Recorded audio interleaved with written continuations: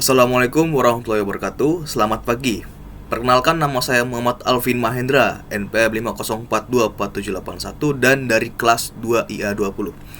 Jadi hari ini saya akan menjelaskan hasil dari tugas besar legal aspek yang berjudul Hak Moral dalam Hak Cipta, materi 4. Pertama-tama, hak cipta ini bisa dibilang bentuk perlindungan hukum atas karya yang diciptakan manusia dalam bidang seni, sastra, ilmu pengetahuan, dan teknologi. Jadi dalam hak cipta ini terdapat dua komponen utama, yaitu hak ekonomi dan hak moral. Hak moral ini adalah hak khusus yang melekat pada pencipta dan tidak bisa dipisahkan dari dirinya. Materi ini mengupas secara mendalam mengenai hak moral, ciri-cirinya, jenis-jenisnya, serta berbagai contoh kasus yang memperjelas penerapannya. Oke, jadi pertama kita masuk ke pengertian hak cipta. Apa itu pengertian cipta? Hak cipta ini adalah hak eksklusif yang diberikan kepada pencipta untuk mengatur bagaimana karya cipta digunakan. Ini bisa dipergunakan, diperbanyak, dipertunjukkan, diterbitkan, atau dialihwujudkan ke dalam bentuk yang lain. Jadi perlindungan hak cipta ini bersifat otomatis sejak suatu karya diwujudkan dan diumumkan tanpa proses administrasi khusus.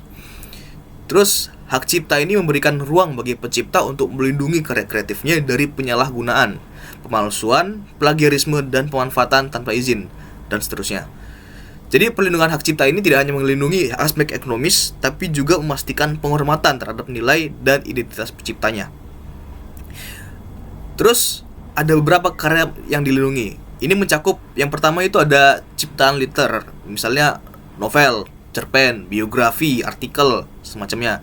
Terus ada karya seni, let's say lukisan, grafis, digital, patung, kaligrafi, dan lainnya. Yang musik misalnya ada komposisi, lirik, rekaman suara. Terus ada film dan audiovisual, misalnya video dokumenter, animasi, film pendek atau film panjang.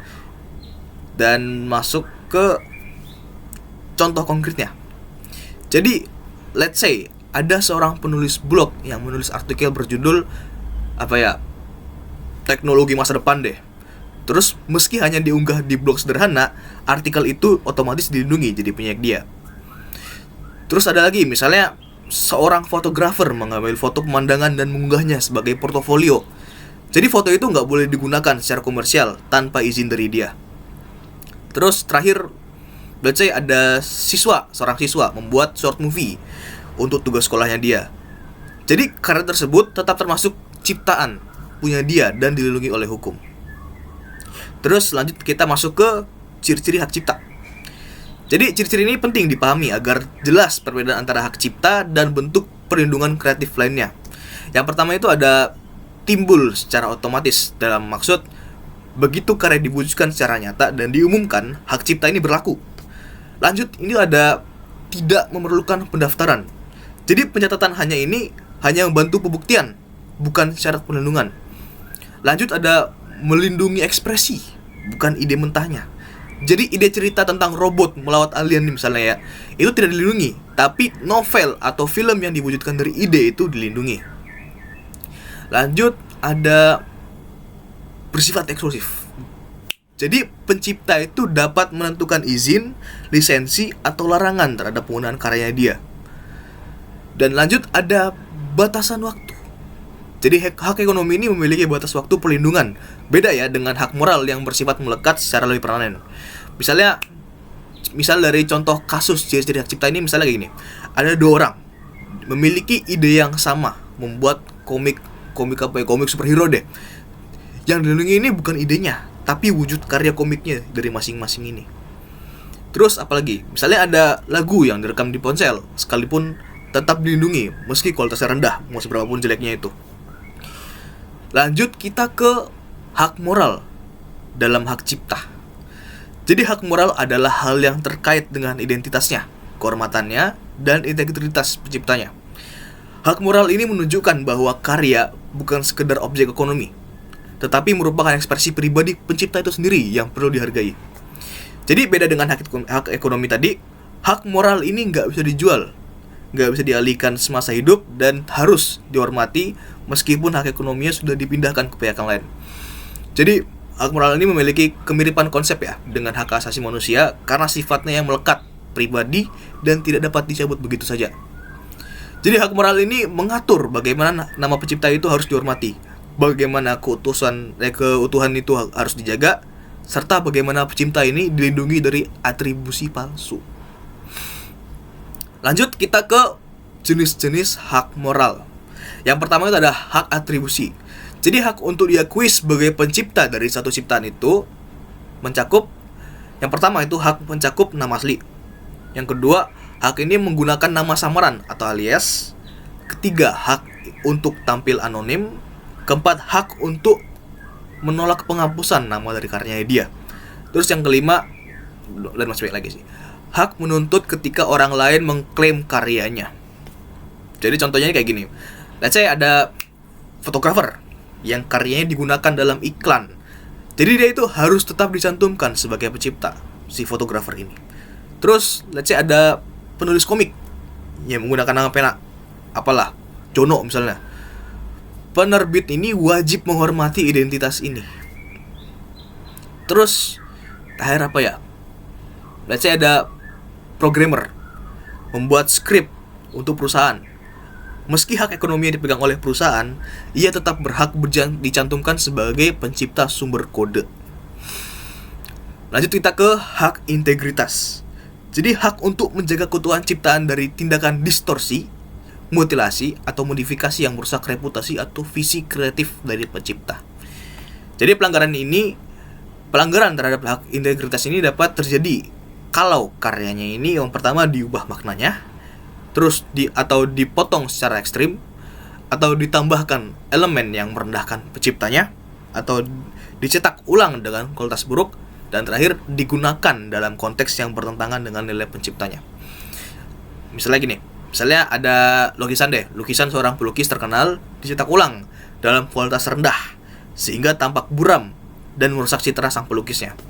Atau yang terakhir kayak lagu religi deh, lagu Islam misalnya diremix menjadi musik humor tanpa persetujuan penciptanya. Lanjut kita ke hak atribusi palsu. Jadi hak untuk mencegah seorang mengaku sebagai pencipta tertentu atau mencegah pencantuman nama pencipta pada karya yang bukan dibuatnya. Jadi misalnya ada seseorang menjual foto stok dan mengklaim dirinya sebagai pencipta padahal punya orang lain. Terus kayak seorang siswa mengambil karya temannya untuk lomba dan mencantumkan namanya sendiri, mencuri namanya. Terus lanjut kita ke karakteristik hak moral. Jadi hak moral itu memiliki karakteristik yang membedakannya dengan hak ekonomi. Jadi yang pertama itu ada, dia bersifat non-ekonomi dalam artian tidak memberikan keuntungan finansial langsung. Yang kedua, tidak dapat dialihkan. Selama pencipta masih hidup, hak moral yang tidak dapat dijual atau diwariskan secara penuh. Ketiga, dia melekat pada pencipta. Hak moral ini merupakan bagian dari identitas kreatif pencipta. Yang keempat ini dia tetap berlaku setelah pencipta meninggal. Yang kelima, dia itu independen dari hak ekonomi ya. Jadi dalam artian meskipun hak ekonomi dialihkan, hak moral tetap berada pada penciptanya. Case-nya misalnya kayak ini. Kayak penulis novel menjual hak adaptasi film kepada studionya, tapi tetap berhak dipuji atau dikritik sebagai pencipta ide asli. Lanjut kita ke contoh kasus nyata untuk memperdalam pemahaman ini yang tadi ya. Kasus pertama itu kayak pengubahan karya tanpa izin. Jadi seorang ilustrator itu membuat poster kampanye lingkungan tanpa izin pihak lain, menambahkan pesan politik apapun itu, sehingga makna awalnya berubah. Hal ini melanggar hak integritas. Kasus lain misalnya kayak plagiarisme di media sosial. Let's say ada konten kreator mengunggah animasi pendek, akun lain ini mengunggah ulang, beneran cuman dicaplok aja tanpa mencantumkan atribusi. Ini namanya melanggar hak atribusi dan atribusi palsu. Terus, kasus terakhir. Misalnya kayak penulisan nama penulisan namanya ini nggak akurat, bisa juga nih. Jadi dalam publikasi jurnal ilmiah, editor ini mengubah urutan nama penulis tanpa persetujuan hingga merugikan reputasi akademik penulis pertama. Aneh, tapi ini betul. Ini adalah pelanggaran hak moral juga. Jadi untuk peran ya, kita masuk ke peran hak moral di era digital. Jadi di era digital ini karya sangat mudah diproduksi, diunggah dan disebarkan, beda dengan zaman dulu. Resiko pelanggaran hak moral jadi semakin besar juga. Misalnya kayak yang tadi saya bilang, termasuk ada yang re-upload konten tanpa kredit, ada yang remix tanpa izin, ada juga yang paling terkenal sekarang nih, penyebaran deepfake. Penyebaran deepfake menggunakan karya orang lain. Terus bisa juga pencatutan nama kreator untuk karya AI tapi dicatut nama kreatornya.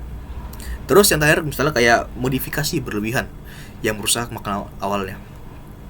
Jadi hak moral ini menjadi benteng penting untuk melindungi pencipta dari penyalahgunaan tersebut. Contoh pelanggaran digital kayak gini. Kayak misal ada meme menggunakan foto karya fotografer tanpa atribusi. Terus bisa juga filtering atau editing yang berlebihan pada foto profesional sehingga reputasi fotografer terpengaruh, padahal bukan dia yang salah. Terus terakhir misalnya karya AI yang mengatasnamakan seorang seniman padahal dibuat tanpa partisipasinya. Baik, sekian penjelasan dari saya. Terima kasih sudah mendengar dan terima kasih saya sudah diberikan kesempatan untuk menjelaskan. Wallahul taufiq wal hidayah. Assalamualaikum warahmatullahi wabarakatuh.